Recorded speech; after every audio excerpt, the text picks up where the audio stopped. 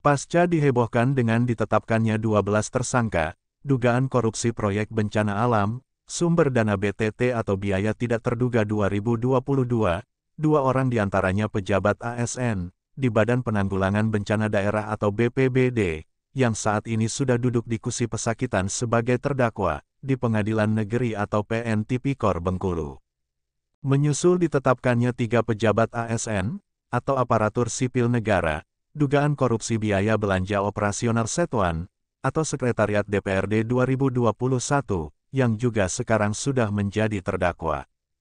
Di tahun politik jelang Pilgub dan Pilwagub 2024, yang hanya tinggal menghitung bulan, masyarakat Seluma kembali diguncang hiruk-pikuk pemberitaan berbagai media tentang dugaan penyelewengan dana insentif fiskal stunting yang diterima pemerintah Kabupaten Seluma dari Kementerian Keuangan RI sebesar 5.700 juta rupiah. Istimewanya, juga sebagaimana berita di berbagai media, dugaan penyelewengan dana insentif fiskal stunting Pemkab Seluma, yang direalisasikan tanpa sepengetahuan DPRD, diusut secara bersamaan dua lembaga APH, atau aparat penegak hukum, Kejaksaan Negeri atau Kejari, dan Polres atau Kepolisian Resor Seluma. Diwartakan zonaraflesia.com, edisi 20 Januari 2024, upaya pemerintah kabupaten, atau Pemkab Seluma, menutup-nutupi dugaan penyimpangan anggaran dana fiskal stunting, dari Kementerian Keuangan RI, sepertinya semakin sulit. Beberapa aparatur sipil negara, atau ASN organisasi perangkat daerah, atau OPD yang diatasnamakan sebagai penerima aliran dana fiskal stunting, secara belak-belakan membantah. Salah satunya, Dinas Pekerjaan Umum Penataan Ruang, atau PUPR Kabupaten Seluma, yang disebut sebagai OPD penerima dana fiskal stunting, 1.500.000 juta rupiah, untuk penanganan sarana dan prasarana air bersih. Ketika dikonfirmasi wartawan, usai sholat Jumat, 19 Januari 2024, langsung dibantah oleh Kabid Bina Marga, Dinas PUPR Kabupaten Seluma, M. Suadi, yang mengaku sudah menjalani pemeriksaan oleh unit Tipikor Satreskrim Polres Seluma.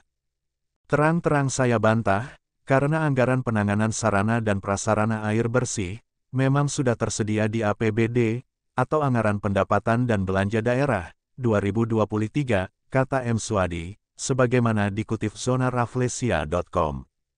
Kepala Dinas P3AP2KB, atau Pemberdayaan Perempuan, Perlindungan Anak, Pengendalian Penduduk, dan Keluarga Berencana Kabupaten Seluma, Suwandi, juga mengaku tidak memahami dana fiskal penanganan stunting yang mereka terima. Kami tidak pernah diajak rapat terkait alokasi dana fiskal. Kami tahu ada alokasi dana fiskal 70 juta setelah melihat DPA atau dokumen pelaksanaan anggaran.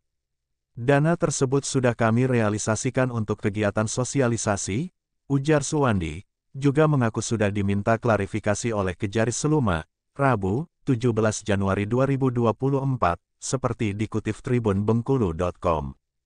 Ketua DPRD Kabupaten Seluma, Novi Erian Andeska, sebagaimana diwartakan Ermol Bengkulu, edisi 31 Januari 2024, mengatakan, sebagai legislatif, pada APBD Perubahan 2023, pihaknya tidak pernah membahas dana stunting bersama eksekutif. Jika realisasinya sudah dilakukan di 2023, setahu kami DPRD, di Perubahan tidak ada membahas itu.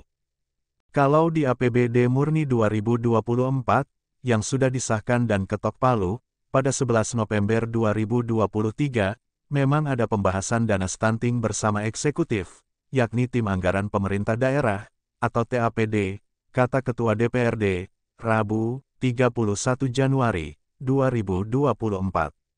Kami dari DPRD menghormati proses hukum yang sedang berjalan, terkait realisasinya, apakah benar apa tidak, kita lihat proses hukum yang berjalan, ujarnya. Sementara saat jurnalis berita Ermol mengkonfirmasi dana stunting, kepada Sekdakap Seluma, Hadianto, yang juga Ketua TAPD Seluma, sepertinya dia enggan berkomentar. Dak ado itu, maksudnya tidak ada itu, elak Hadianto, sembari menghindar, dan langsung masuk ke ruang kerjanya, sebagaimana dikutip Ermol Bengkulu. Terpisah, diwartakan Kompas.com, edisi 8 Oktober 2023, Wakil Bupati Seluma, Gustianto, menyampaikan, Kabupaten Seluma mendapat dana insentif fiskal sebanyak 5,7 miliar rupiah.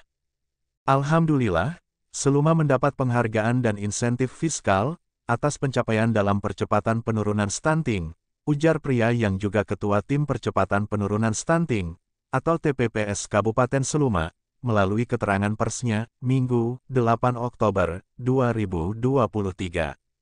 Hal tersebut disampaikan Gustianto saat menghadiri Rapat Koordinasi Nasional, atau Rakornas Percepatan Penurunan Stunting, yang digelar di Istana Wakil Presiden, di Jakarta, Jumat, 6 Oktober 2023. Seperti diketahui, stunting adalah kondisi yang ditandai dengan kurangnya tinggi badan anak, dibandingkan dengan anak-anak seusianya. Sederhananya, stunting merupakan sebutan bagi gangguan pertumbuhan pada anak. Penyebabnya adalah kurangnya asupan nutrisi selama masa pertumbuhan anak. Dari Studio 1 Bintang TV Bengkulu, Edi Santoso dan Anugrah Halilintar, serta juru kamera Marco Melandri melaporkan.